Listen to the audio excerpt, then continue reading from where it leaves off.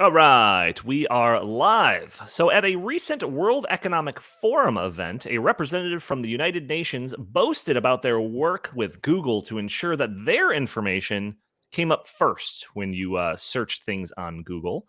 In her words, we own the science. Also, it appears as though the concept of a universal basic income is becoming a little bit more mainstream. So, we're going to be talking about that and more in episode 367 of the In the Tank podcast.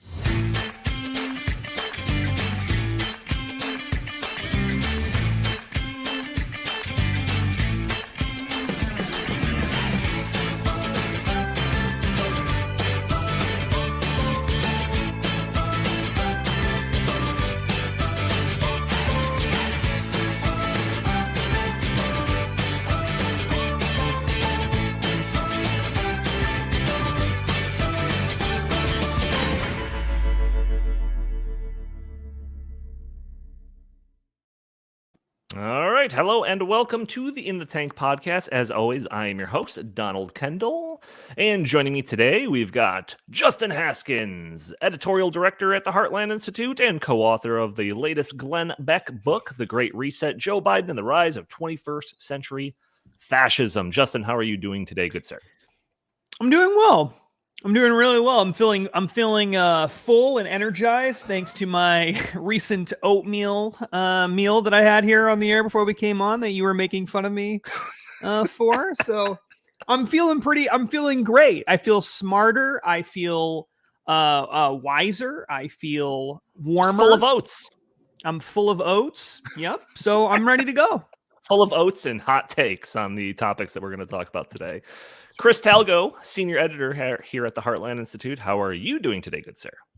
Doing well also. Jim Lakely and I had a very close battle in fantasy football this past weekend, and I pulled it out by about 3 points. So congrats to me, and maybe next time for Jim. Congrats. Taking shots at Jim Lakely, who is once again not here for the show. He is still in a different part of the country taking care of family matters, but we think that he will be back for next week. So if you're... I like to think of Jim as always here, kind of like a ghost. That haunts the show at all times. That's kind of how I like to see it. I haven't seen him in the ghost. Yeah, not like a creepy ghost, but he's always lurking in the background, Yeah, I haven't seen him in the comments section, but surely if he has a Jim rant, he'll send it to us in text form instead of verbally on the show. But he'll likely, like I said, be there next time. And also, just a week from tomorrow, is this correct, Chris? A week from tomorrow is our benefit dinner? Yep.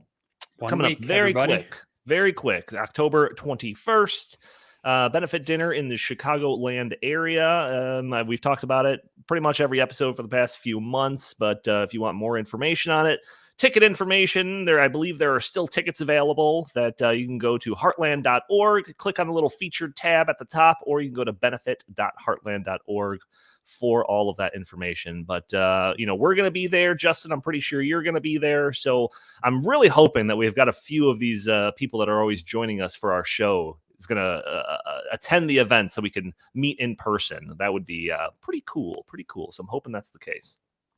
Also, before we get going on our topics, I always have that message out there, mostly for our audio-only listeners that are probably catching the show on a Friday, that you can join us on Thursdays at noon Central Time for the live stream of it. You can join in the conversation, put your comments and questions in there. Maybe we'll show your comments on the screen. Maybe we'll address your questions on the fly. And also, you can help our show out just by doing a couple of things. Won't cost you a nickel, only will cost you a few seconds, which is hitting that like button, hitting that share button, leaving a comment underneath the video, or subscribing if you haven't done so. All of those things, like I said, won't take you more than a couple of seconds, but it helps break through those big tech algorithms that prevent content like this from being shown to more people. So usually I start off with a little opening chit chat section, but we got a lot to talk about today. So I just kind of want to get to it. So I want to talk about this clip that's been going around. It comes from a World Economic Forum event that they hosted about disinformation. The clip itself is pretty interesting, but there is so much more to this story that I wanted to dive into it in this episode.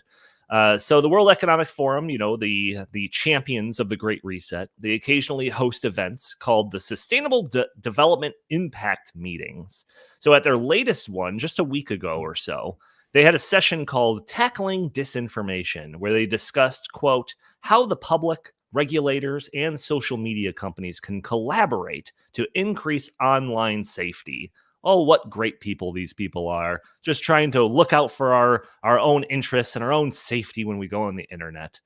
So the participants of this discussion included Adrian Monk, managing director of the World Economic Forum Geneva, Melissa Fleming, the Undersecretary General for Global Communications with the United Nations, Rachel Smolklin, Senior Vice President, Global News, CNN Digital Worldwide, and a few others.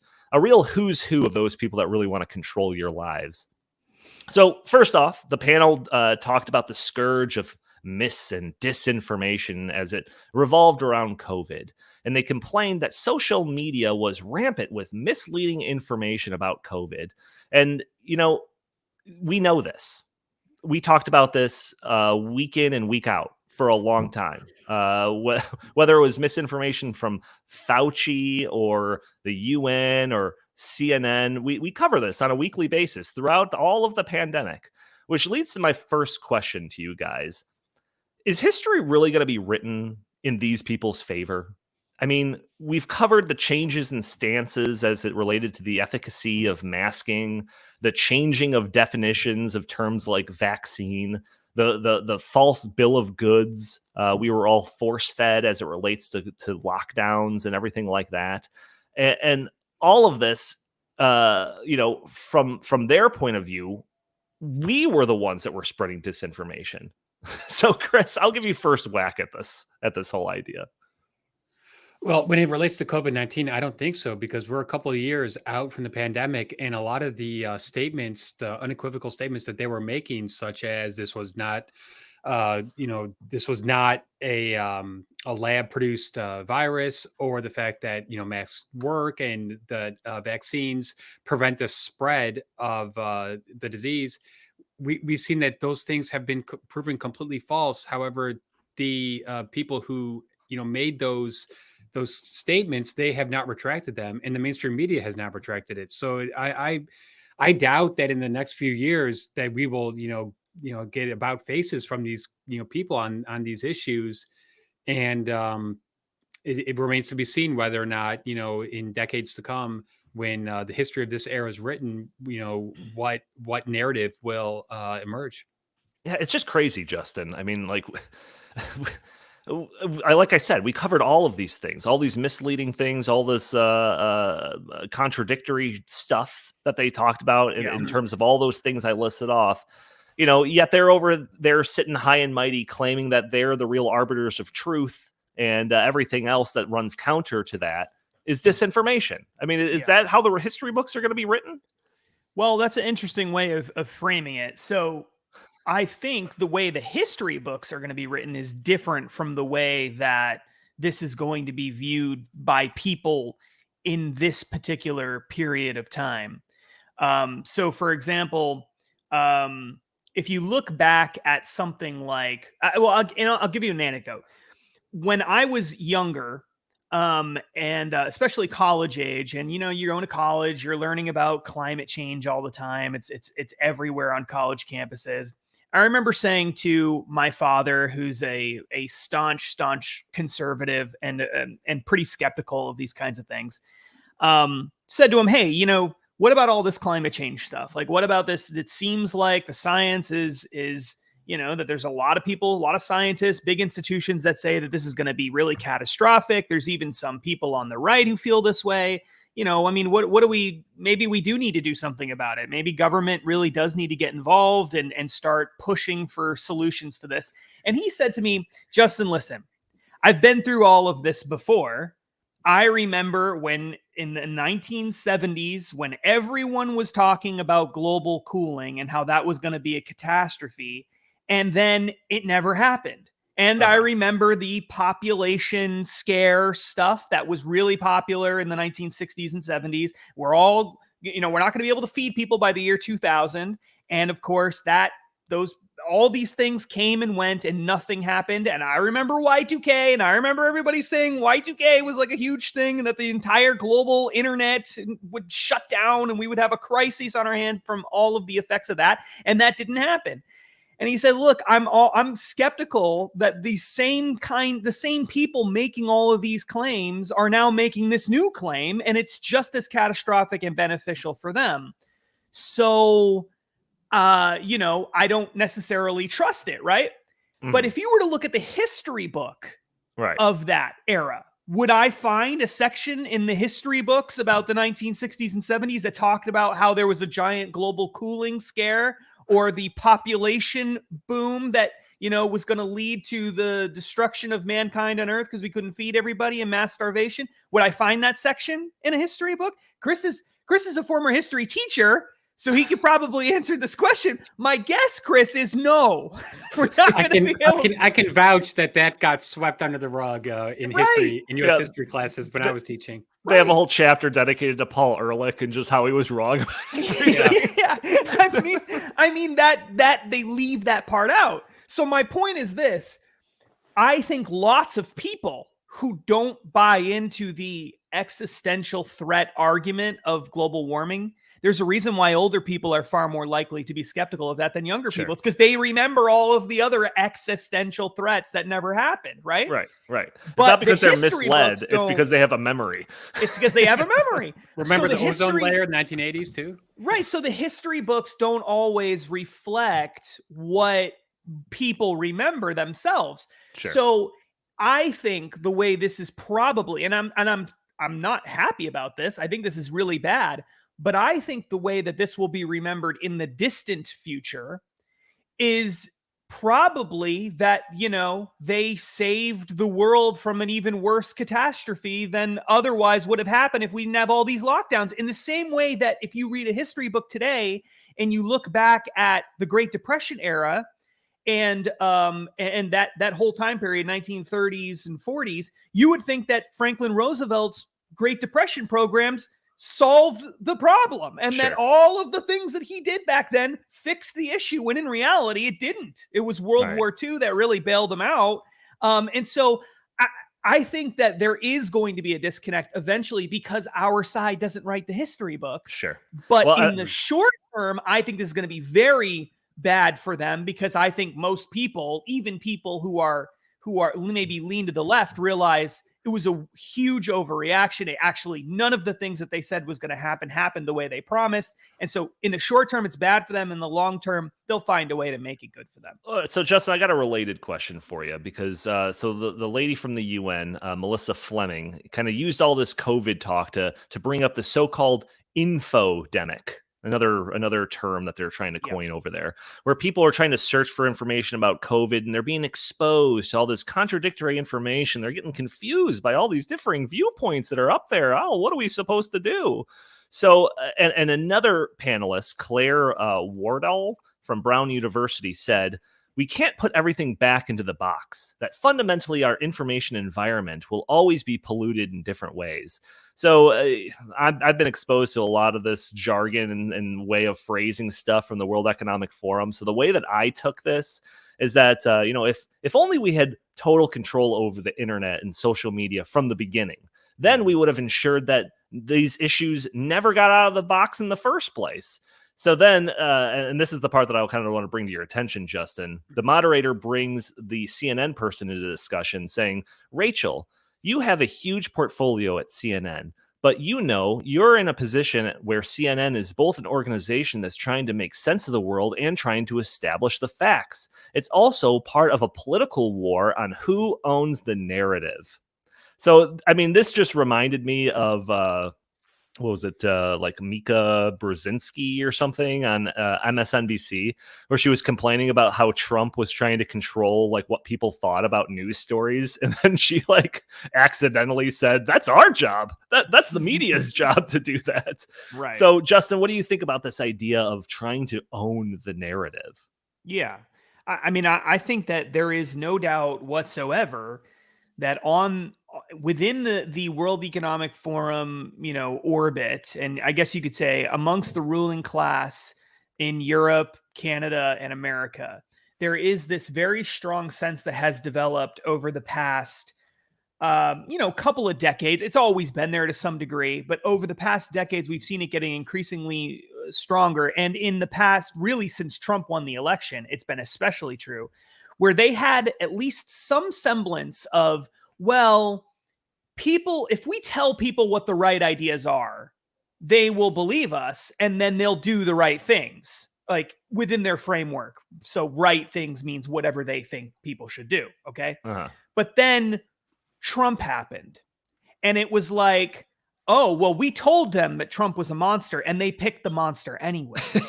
So now we have to control the narrative even more tightly because people are getting confused by the misinformation and the disinformation and the Russian, collusion and all the other sort of like boogeymen that they concocted in order to explain why Hillary Clinton lost the election, rather than just saying, she's a super unlikable person that nobody wanted and she refused to go to Wisconsin and places like that to campaign.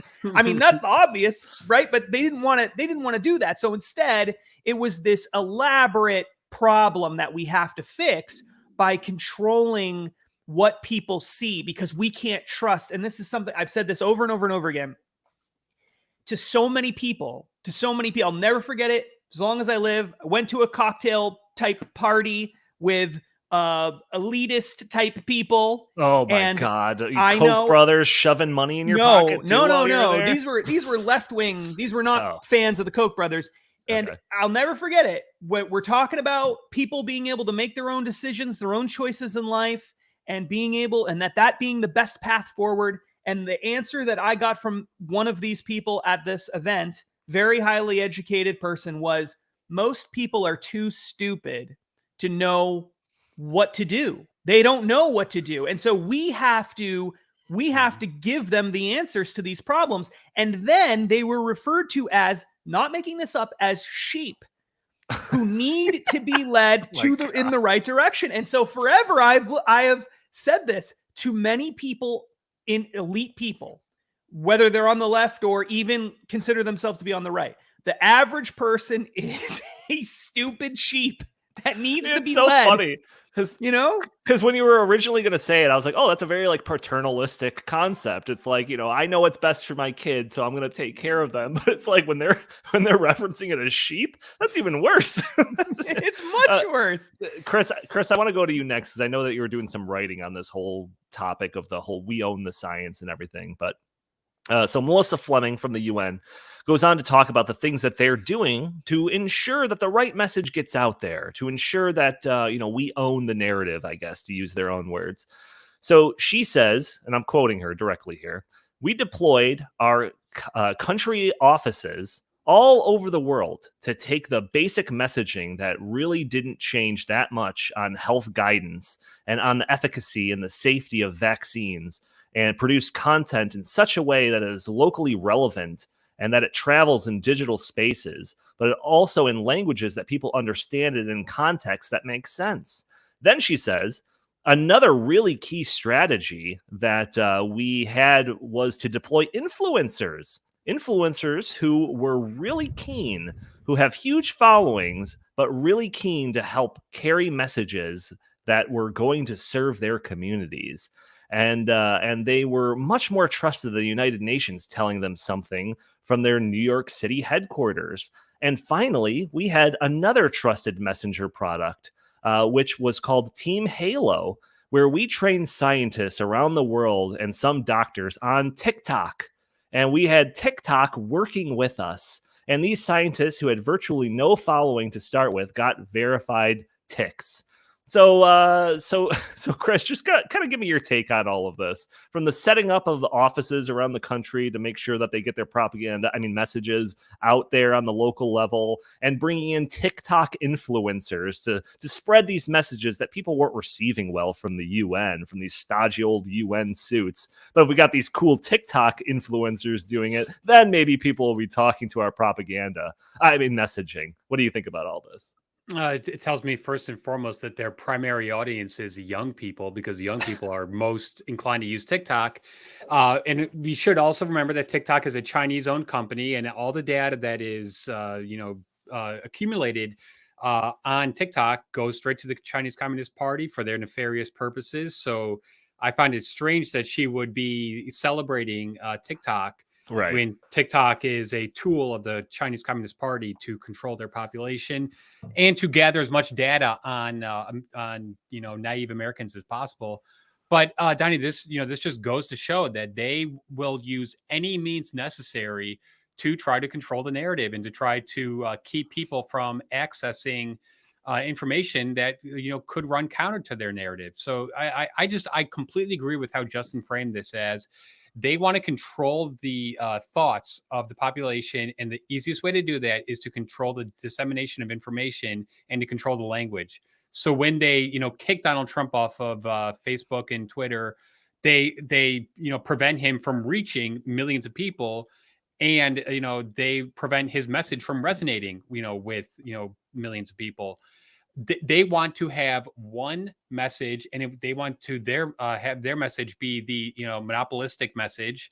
And I think that they are very frustrated that there are still entities such as Fox News or the internet as it's currently constructed that prevents them from having that monopolistic control. And that's why they are so adamantly trying to work with these social media platforms and these big tech companies to ensure that their message is the only message that people receive.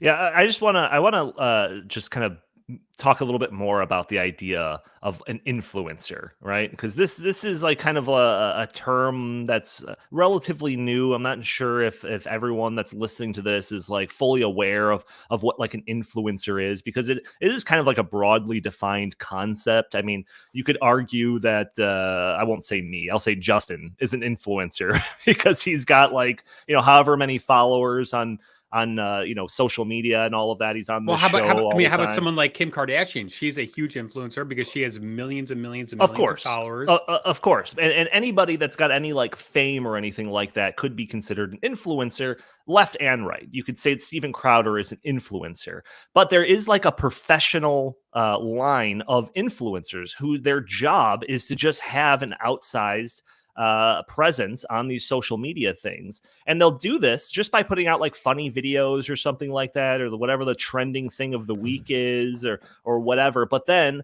they'll also be paid by different companies to advertise for them. So when you're going through these people's feeds and you see these little funny stories, every fifth one will be them talking about some new makeup product or something like that, or some new gadget or whatever that's that like they're sponsored by.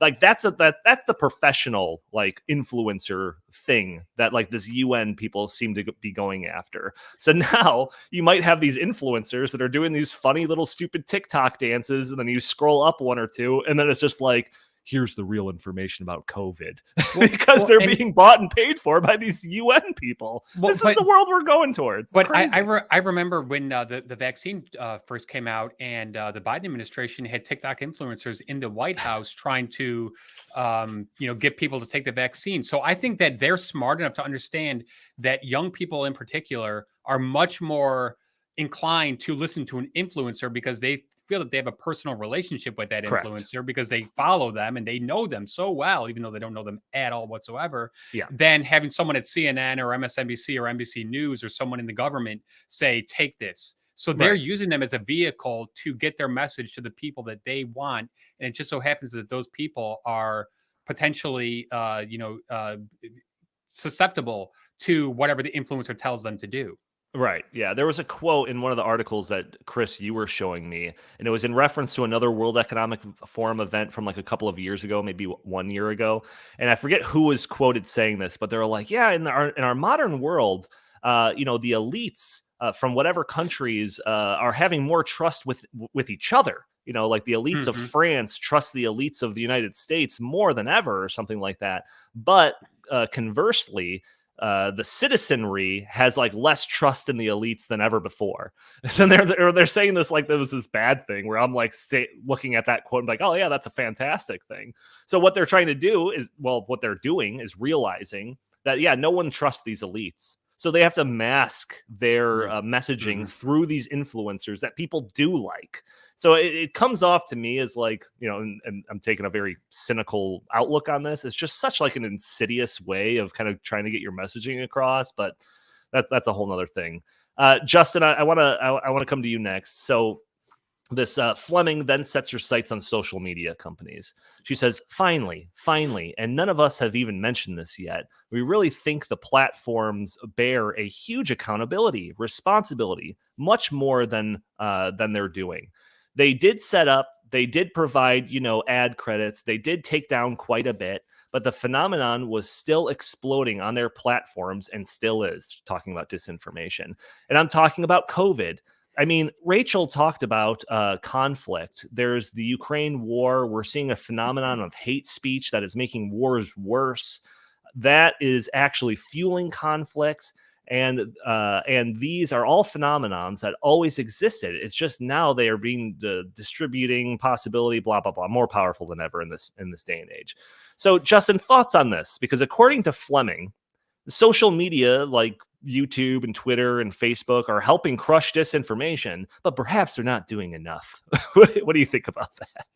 Yeah, this strain of thinking has actually been out there for a long time.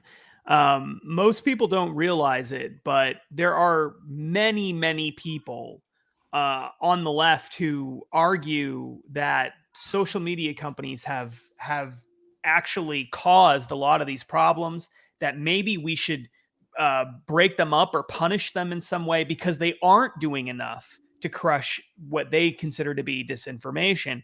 One of the stories that I like to tell when we do Great Reset stuff to show the influence of ESG scores and things like that is that ESG, environmental social governance scores, it's a social credit scoring system for companies, essentially.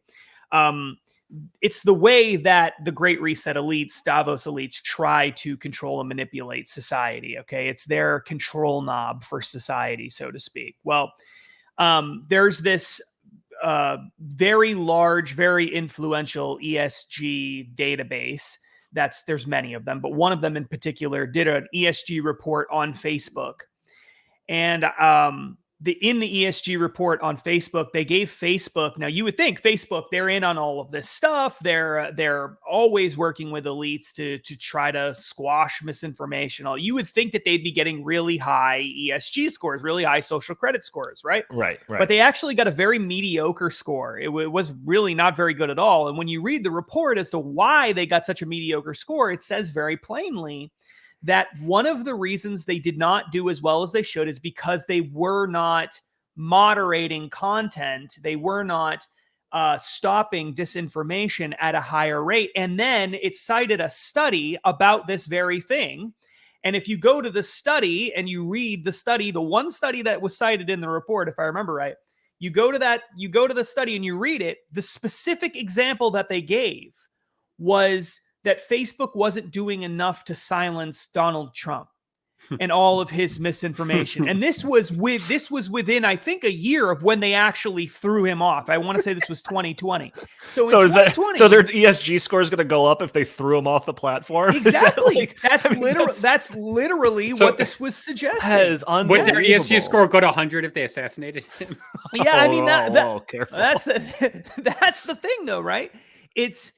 The whole point of the ESG, the whole point of this is to say, well, you got to make sure that you're doing the right things. If you're not doing the right things, which means limiting free speech, even from the president of the United States, then you're not really with us. And that's the World Economic Forum way. Doesn't it kind of show you just like the insatiable quality of these people on this side of this issue, where it's like, we just want them to like, just let people talk. It's an open platform. You just allow people to talk. It's a very easy standard to match up to.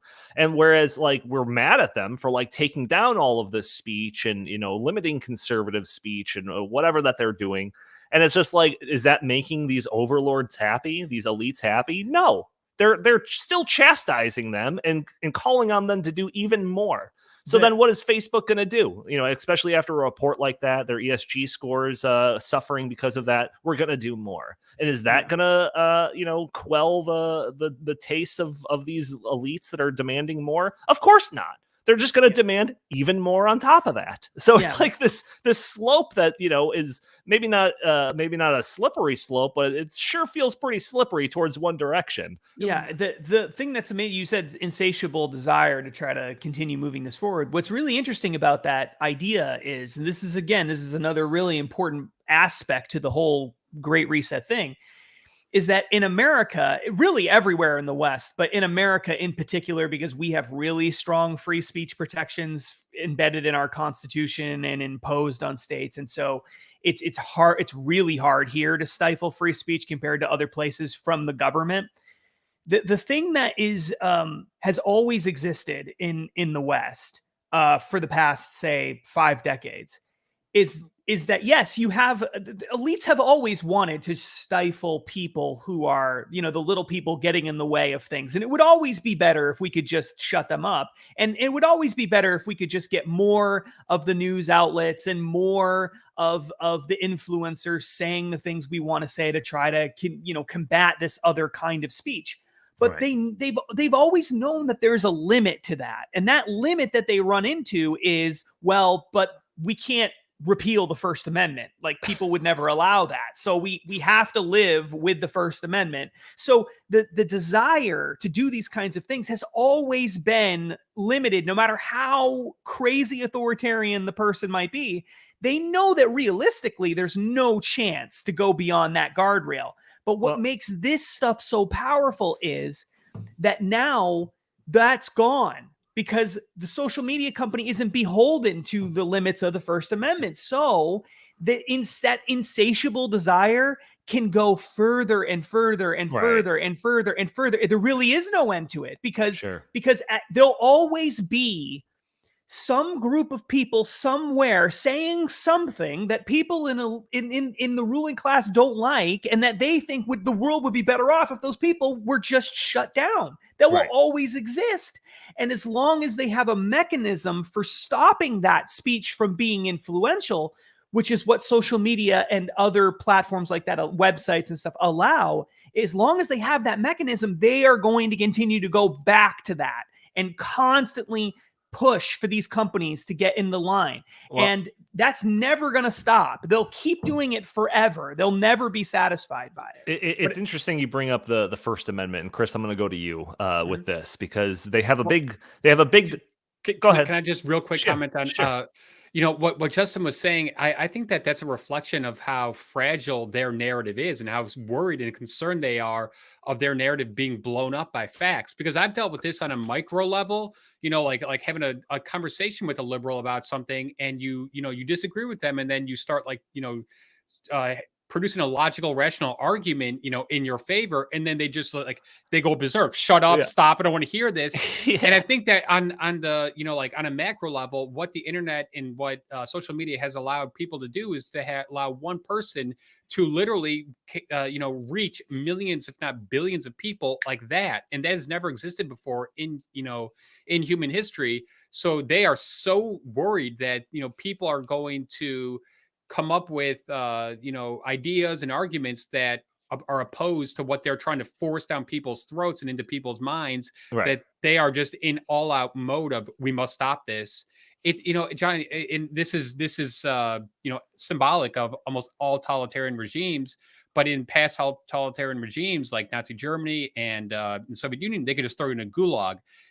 They can't really do that now. They can, like the January 6th people, but it's much easier. But it's much easier to just prevent you from spreading the message in the first place. Sure. And I think that is why they are so hyper aware that on these social media platforms, which are revolutionary in terms of the amount of people that you can reach. And that's why they are so adamant that we must control it. And look at Iran's reaction when people started using social media, during the 2011, I think it was called the Green Revolution. What is the first thing they did? Shut down, the internet and social media. Cuba, same thing. As soon as people started to rise up, Hong Kong, same thing. Exactly. So I think that we're getting like a lesser version of it here in the United States. but it's still a humongous threat, because if you don't have free speech, you don't have freedom.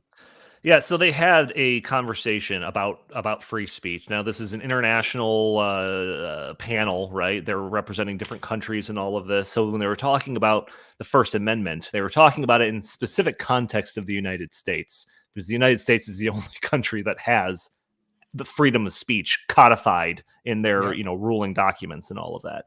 So they just mangle the concept of the First Amendment in this panel discussion. So the lady from Claire Wardall, the lady from Brown University or whatever the school is, she says, "I have to say there are many things about the First Amendment that are very, very special, but I do feel that but word negates everything that came before it, right? But I do feel that it stops nuanced conversations about speech. So my frustration is, I wish we could talk more about the harm when it comes to speech. So people say, well, misinformation, it's really legal speech. We know terrorist content, child sexual abuse imagery. We know what to do about that. That's illegal speech. I don't think... just as a side note, I don't think child sexual abuse imagery is speech at all. But that's a whole nother thing. But again, it's just in the context of her mangling what all of this is. But lots of these examples, Claire, well, that's legal speech. And I keep saying, well, it might be legal, but if it's leading to harm, can't we actually have a conversation about that? So my fear when it comes to your point, Adrian, is that people say, oh, First Amendment, what kind of harm is that causing? Well, what does this kind of low-level conspiratorial, hateful, misogynistic content that doesn't break platform guidelines over time, where is that leading us? So I just wish we could have a more nuanced conversation about free speech, because I worry that this idea of more speech is good speech. That's not really the case. So, Chris, I know that you're a big First Amendment guy. I think everyone under the Heartland umbrella is a big First Amendment person. But what do you think of when you hear her talk about free speech like this? All right. So I wrote an article about this yesterday for Red State. And the first thing that came to mind when I read that sentence was the classic line from Animal Farm that says, all animals are equal, but some animals are more equal than others. Right. It's an oxymoron. It makes no sense. She is not preaching for free speech. She is preaching for speech which she deems okay or quote non-harmful. But then that makes me wonder who's going to be the definer of what's harmful and what's not harmful speech. And the entire notion of free speech is that you can say things that are harmful to people. That is the embodiment of free speech. Yeah, it's almost, just I don't know how you can listen to that whole part and not think of it as an attack against the First Amendment. Mm-hmm. I really don't. Yeah, that's clear. That's clearly what it is. And I think that most of those people don't really believe in the First Amendment anyway. They don't want the First Amendment. I mean, what they want is for people to have some free speech, but they want a limit on the free speech, as she said, so that we don't allow speech that's really harmful to become, to cause misinformation and, people are doing things that they shouldn't be doing as a result of it and whatever. And of course, the opponent to that would say, well, who decides that? How do you make that decision? Everyone is, you could say almost anything, and some person somewhere will find that harmful. So how do we determine that? And of course, at the end of the day, whenever you get into these slippery slope type arguments, really what it comes down to is, well, we think that the World Economic Forum types believe the elites can figure that out, and they can put a reasonable limit on it. And they're not going to just stifle all free speech. Of course, obviously they would never do that. And so you don't have to worry. They'll put a limit on it. And that's how we do it. And we do it based on bringing in all the stakeholders and all the different groups and corporations and activist groups. And we all get together in Davos, and, a few thousand people then get to present things. And then a few hundred people then get into the inner sanctum meeting. And then a few dozen people actually sit down and start writing the rules for what that looks like. And then before you know it, you have some report that says, well, questioning anything about XYZ thing is too harmful to allow. And they'll say this is the will of the people or whatever, but that's the whole point. It's not. And then just the last thing on that, the other thing that drives me crazy about this is it doesn't even matter if every single, there are many examples in history that we now look back on and say, most people living in a society. I mean, Donnie and I knows this well because I talk about this all the time when I talk about democratic socialism. There are many times in history where you can go back and say most people in a society wanted to be authoritarian on some minority group in that society. Sure. And using democratic means, they were willing to democratically limit the rights of other people based on all sorts of absurd things. So like the most obvious example of that in America is in the South, right? Post Civil War, there were democratic institutions. Voters got together and elected and put people into place and passed all these democratic laws that severely restricted the rights of certain people based on the color of their skin. That's what happened, right? Right. So just because most people, we all recognize today that was terrible. But just because most people in a democratic society thought that was a good idea does not mean that it is a good idea. And so this idea that you can put these safe limits into place so that we can have a free society where we have some free speech, but then through these institutions, we decide what the limits are, is really just another way of saying you don't actually have any freedom at all. Right. And that's what any African-American person living in 1897 in Alabama would say if you said, do you think democracy equals freedom? Sure. They would say, well, I live in a democracy and I don't think that there's freedom. So that's the point. So they don't care, really. That's why we have these absolute protections. That's the whole point of the Bill of Rights. Yeah. And elites don't like that because it makes it harder for them to do the things that they want to do. Right. So, all right. We've been talking around this clip for about 42 minutes, so I just want to go ahead and play this.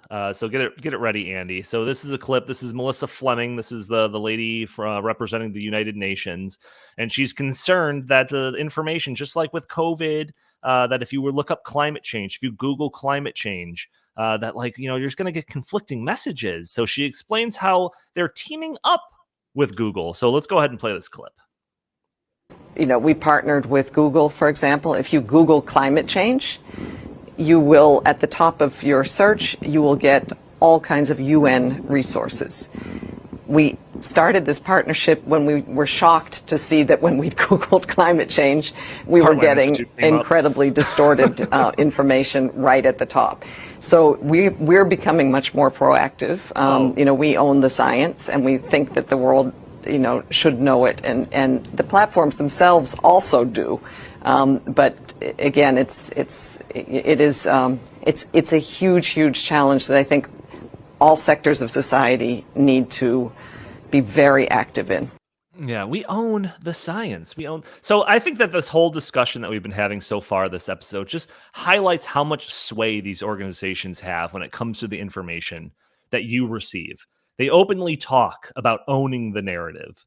They openly talk about owning the science. They openly talk about working with social media giants to tilt the scales in the direction of their narrative. They openly talk about partnering with Google to ensure that their narrative is featured at the top of the internet search results when you look up certain things like COVID or climate change or you name it. So this whole panel is not about creating some vetting process to ensure that people aren't being exposed to disinformation. No, that's not what it is. It's more about what can we do to ensure that our narrative is visible to the public, and anything counter to that is invisible. And we'll use big tech, big business, and the government to ensure that that's the case. That's what this entire thing was about. And they're just trying to mask it with this idea of we're trying to protect your online presence and make sure that only the right information is seen. So we do want to get to a second topic, but Chris, I'll give you final thoughts on just everything that we've talked about so far. Yeah, I mean, I thought that statement was pretty terrifying, and I think it goes it's aligned with what Jen Psaki said when she said that the White House was working with Google and Facebook and other big tech companies to censor people's, postings about COVID-19 and how they were, colluding with Google and Facebook to ensure that people got the message that they wanted them to get about the vaccines and COVID-19 in general. So I think this is just another step of that process. And the United Nations is a very, very powerful international organization. And if they are colluding with Google to suppress climate change content that they deem, not worthy of people's ability to read, that is a very, very scary step, because what next? I mean, what are you not allowed to question next? What else are they going to say we own the science on? And right. You never own the science. Science is a constant process, where the scientific method is trying to prove that the scientific issue at hand is truth. Right. And as we've known, people have thought things were scientific truths for centuries, and then all it takes is one person to disprove it. So there's no such thing as owning the science. Also, yeah, I think she was paraphrasing a quote from the Pope back in Galileo's trial or something like that from the 1600s. We own the science. I think that's where she got that. Well, when I was confused, because when I hear the science, I just think Anthony Fauci. So when they were saying that we own the science, I was like, oh shoot, do they have them chained up in the basement or something? Yeah, that's actually a good point. If Anthony Fauci is science and the United Nations owns the science, then technically speaking, the United Nations owns Anthony Fauci, which right. Yeah. There's a lot of problems with that statement. There really are. Yeah. So we could spend the next another 45 minutes talking about all of this, and just like, even just from like a non-nefarious perspective, like the idea that like a blades like sharpen each other or whatever that like saying is, like we've talked about how, when you completely blunt out the side of the issue that's talking about like the shortcomings of renewable energy and all of that, and you completely just like disregard them, ignore them, don't let them be a part of the conversation. Then when you put yourself in a system where you have to rely on renewable energy, wind and solar, and then it completely collapses, people are left wondering, well, what the heck? Like, why wasn't anybody warning about this? And it's because you shut all those people out. So like the same thing happens with all of these things. That's why free speech is such a powerful thing, because it's a competition of ideas. That's the whole point of it. So when you get rid of that whole side of it, you eliminate the competition, everyone suffers. So, but again, I want to get to our secondary topic here. So let's get to it, but I'm curious about your thoughts. So underneath this video, let me know what you think about that conference, and if there's anything that you think we missed. So anyways, let's talk about universal basic income. So do you remember UBIs? Does anyone remember this? Perhaps you've seen a story or two about it. Maybe you had a nephew or a niece talking about this wacky idea during some family gathering or something like that. Or perhaps you remember in the 2020 primaries when Andrew Yang talked about this need for a universal basic income. Because basically he was the only politician that I've ever heard talking about this on a large stage. Well, in our neck of the woods, the suburbs of Chicago, the Chicagoland area, the idea of a UBI has grabbed some headlines because Cook County, the county that contains Chicago, is launching the largest guaranteed income pilot ever in America. So Cook County Promise is the name of this program that is going to give 3,250 households $500 per month for 2 years as part of their universal basic income pilot program. So I've seen a number of these stories over the past few years about UBI pilot projects. I recall one happening in Los Angeles. There was a couple others in a few other California cities. I remember one popping up, a headline that had to do with the Denver area. And now there's this one in Chicago, right? So I was like, oh, yeah, there's a little bit of a trend going on with these different municipalities or cities, trying out these little pilot programs as it relates to a UBI. So I wanted to look into it and see like how many of these have there been? How many of these pilot programs have there been? Because I've only ever heard about this in the last couple of years. And like I said, like I recall a couple of stories about this. So before I started looking, I would have guessed 12, maybe 15 of these pilot programs.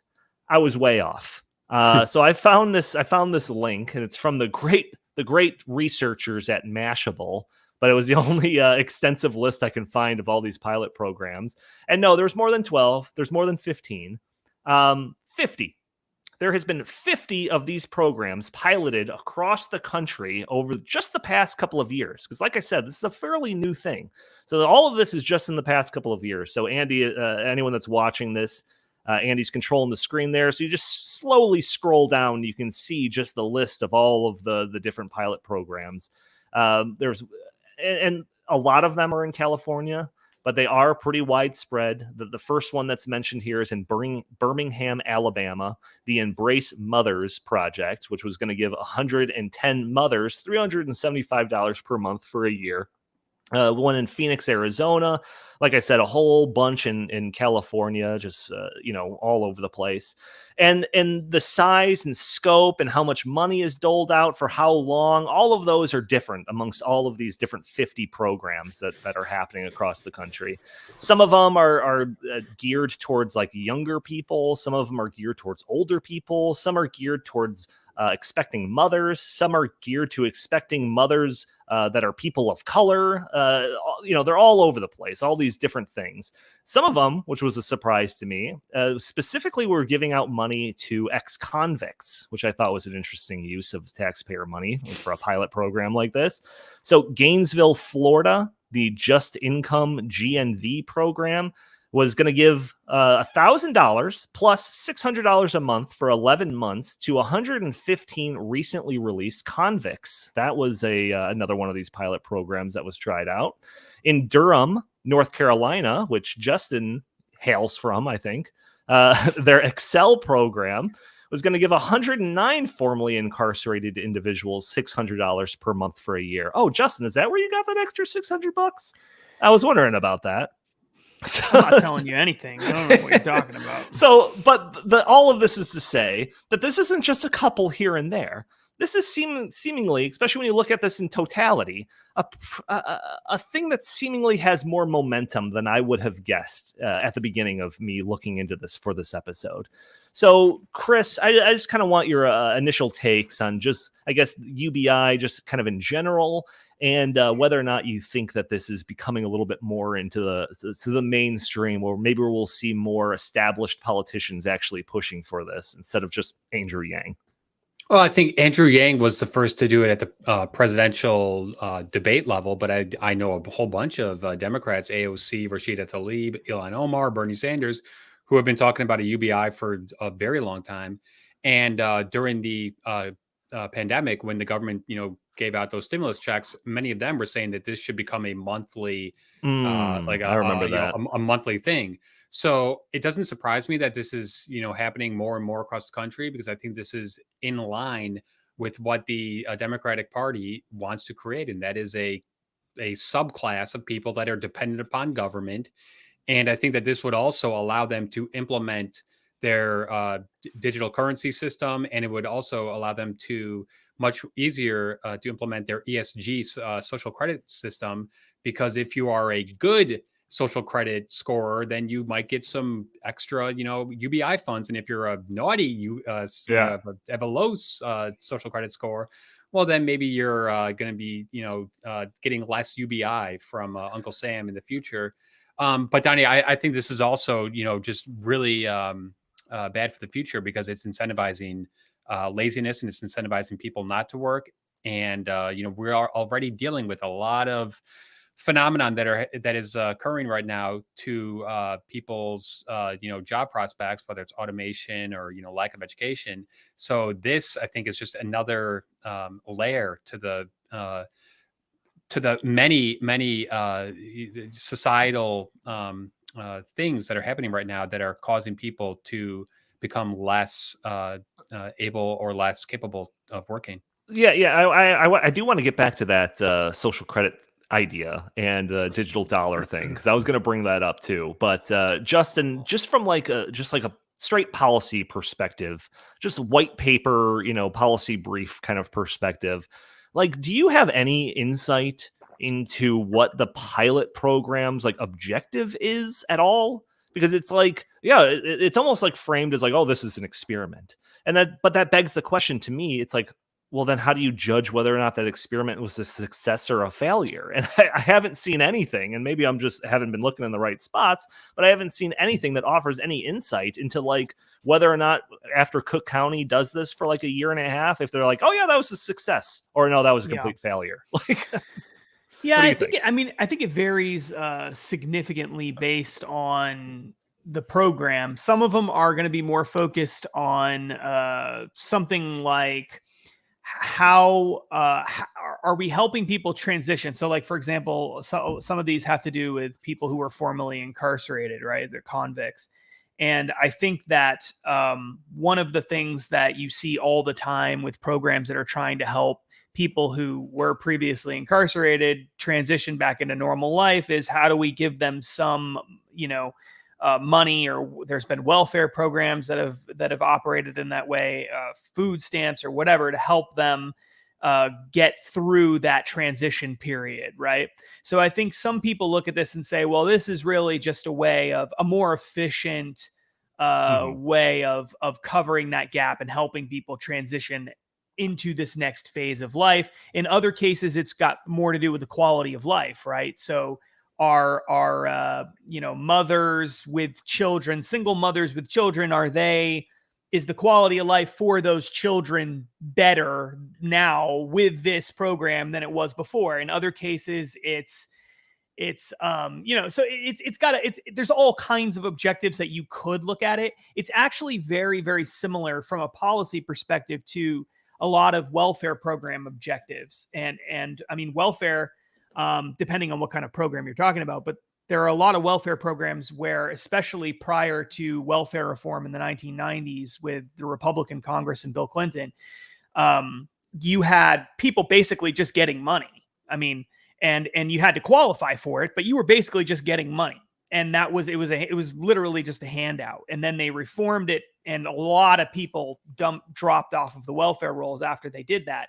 So really, this is kind of like those programs, and I imagine that the stated goals of them are the same. It's all about alleviating poverty and helping people transition and all of that. And from people on our side of this, of course, we're looking at this and saying, well, it seems to me like you're making people completely dependent on government, number one. Number two, it seems like you're giving them less incentive to go out and find an actual job, number two. And number three, I think the biggest thing is, what is the long-term goal for all of this? Like, really, why are you all so interested in doing it this way? And why aren't you just reforming your welfare programs? If that's really all this is meant to do, is just help moms who are poor or help prisoners who just got out of prison. I'm not necessarily opposed to some kind of a transition type program to help these people in tough situations.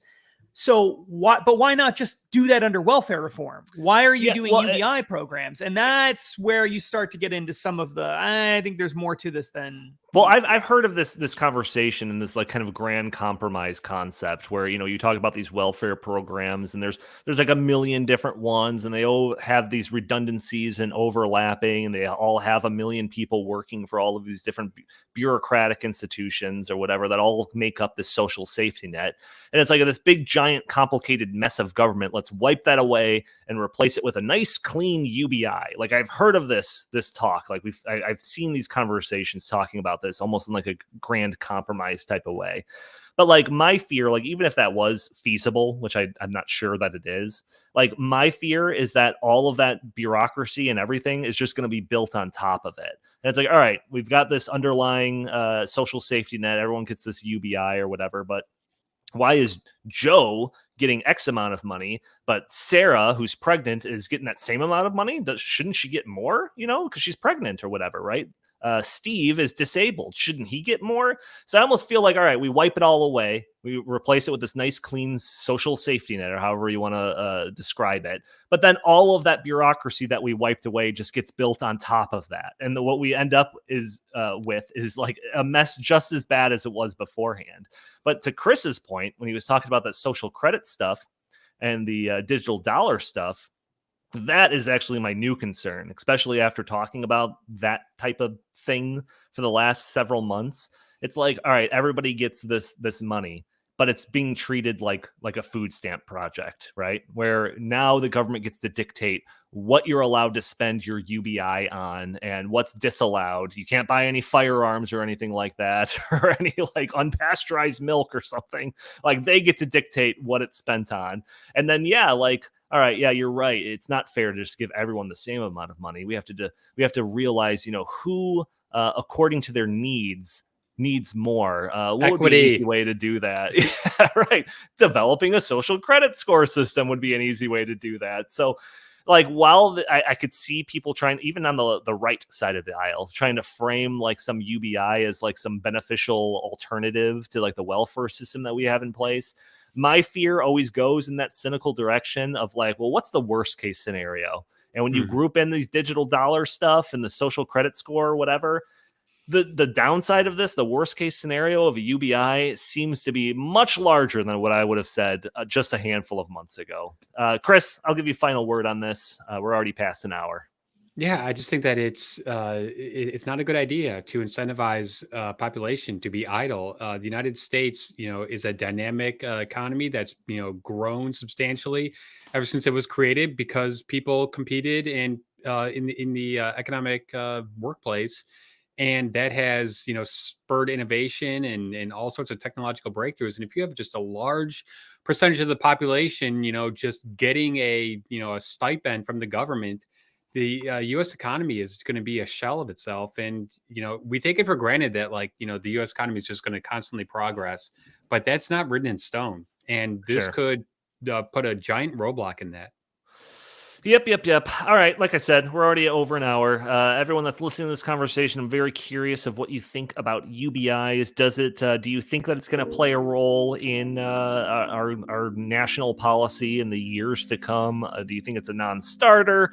What do you think? I'm very curious. And I do want to thank everyone for tuning in to this episode of In the Tank podcast. For those that are just listening to the audio only version, you're probably listening to it on a Friday. You can join us a day earlier on Thursdays at noon, where we're streaming on Facebook and Twitter and YouTube and Rumble, where you can join in the conversation. You can throw your comments and questions in the live chat. Maybe we'll show your comment on screen. Maybe we'll address your questions on the fly. Also, if you'd like, you can follow us on Twitter at InTheTankPod. If you have any comments, suggestions for the show, feel free to email us at inthethankpodcast@gmail.com. And again, help us break through those big tech algorithms by just doing a couple of things: hitting that like button, hitting that share button, subscribing to the channel, leaving a comment under the video. All helps us out greatly.